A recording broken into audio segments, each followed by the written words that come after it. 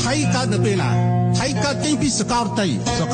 កើតនៅសតវត្សទី13ថៃបញ្ចប់នៅឆ្នាំ1930ដូរពីសៀមមកថៃតើព្រះវិហារធ្វើនៅសតវត្សណាតាំងពីសតវត្សទី10ចឹងម៉ែគាត់ឪគាត់ដូនតាគាត់ក៏កើតមិនទាន់ដែររឿងអីភាសាព្រះវិហារគឺជារបស់អ្នកឯងវាអត់ត្រូវនេះគឺជាប្រវត្តិសាស្ត្រដែលកូនខ្មែរត្រូវចងចាំគ្រប់គ្នាហើយកុំឲ្យគិតថាវាជារឿងចៃដន្យនេះជារឿងប្រវត្តិសាស្ត្រថាប្រទេសកម្ពុជាគឺរាជរដ្ឋាភិបាលកម្ពុជាយើងមានសាមគ្គីភាពជាច្រើនស្ទើរតែគ្រប់ផ្នែកគ្រប់ស្ថាប័នទាំងអស់នៅក្នុងប្រទេសនេះគឺយើងបានបង្ហាញនៅសាមគ្គីភាពពីព្រោះយើងដឹងហើយថាប្រជាជនកម្ពុជាគ្រប់ជាន់ថ្នាក់គ្រប់កម្រិតទាំងអស់រឿងពាក់ព័ន្ធទៅនឹងបូរណភាពទឹកដីនេះគឺម្នាក់ឈឺចិត្តណាស់គឺយកចិត្តទុកដាក់ហើយបង្ហាញនៅសមានចិត្តរបស់ខ្លួនតាមរយៈការបរិច្ចាគហត្ថលេខាតាមរយៈការជួយជ្រោមជ្រែងតាមរយៈការបញ្ចេញយោបល់អីចឹងជាដើមយើងឃើញថា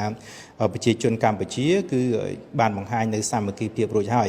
ខ្ញុំគិតថាខាងប្រជាជនកម្ពុជាក៏ដូចជាខាងរាជរដ្ឋាភិបាលកម្ពុជាយើងគួរតែពង្រីកបន្ថែមទៀតចំពោះតម្លៃនៃសារព័ត៌មានយើងដឹងហើយថាប្រទេសថៃបើទោះបីជារឿងនឹងខុសត្រូវអាក្រក់ល្អឬក៏រឿងពេលខ្លះដែលខាងថៃនឹងគាត់គឺជាអ្នកប្រឌិតឡើងគាត់គឺជាអ្នកកុហកគាត់គឺជាអ្នកដែលនិយាយមិនពិតក៏ដោយប៉ុន្តែខាងថៃលោកប្រើប្រព័ន្ធផ្សព្វផ្សាយប្រើមីឌាហ្នឹងគឺដើម្បីប្រាប់ទៅអន្តរជាតិឲ្យគេយល់ដឹងទៅតាមគំនិតទៅតាមហេតុការណ៍ដែលខ្លួនចង់ប្រឌិតឡើងលោកបន្ថែមទៅលើការពង្រឹងសមត្ថភាពបកស្រាយចំពោះការចោទប្រកាន់ទាំងឡាយនៅក្នុងស្ថានភាពចំនួនខ្មែរថៃអញ្ចឹងខ្ញុំគិតថាប្រទេសកម្ពុជាបើទោះបីជាយើងអះអាងថាយើងមានសាមគ្គីភាពគ្រប់ជាន់ថ្នាក់យ៉ាងណាក៏ដោយប៉ុន្តែខ្ញុំគិតថាយើងគួរតែពង្រឹងបន្ថែមទៀតនៅសមត្ថភាពនៃការផ្សព្វផ្សាយសមត្ថភាពនៃការបកស្រាយពីព្រោះខ្ញុំជឿថាយើងមិនអាចគិតថាយើងត្រឹមត្រូវហើយយើងមិនបាច់បកស្រាយយើងត្រឹមត្រូវហើយយើងកុំបញ្យល់ច្រើនពេកខ្ញុំគិតថាគំនិតបែបនេះ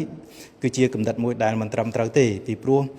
ប្រព័ន្ធផ្សព្វផ្សាយអន្តរជាតិជាពិសេសប្រព័ន្ធផ្សព្វផ្សាយរបស់លោកខាងលិចហ្នឹង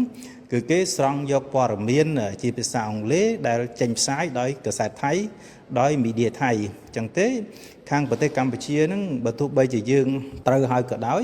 ហើយយើងឈរលើគោលការណ៍ថាយើងត្រូវហើយក៏ដោយប៉ុន្តែបើកាលណាយើងមិន